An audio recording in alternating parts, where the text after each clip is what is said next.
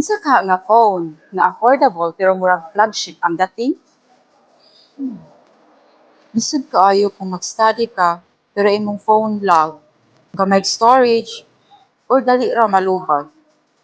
Dili gid kaya sa multitasking.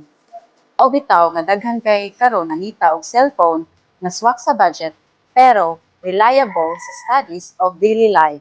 Introducing the new Samsung Galaxy A17, powered with a smooth processor, long-lasting 5000 mAh battery, klaro kay na 6.7 Super AMOLED display, perfect for online class, research o entertainment.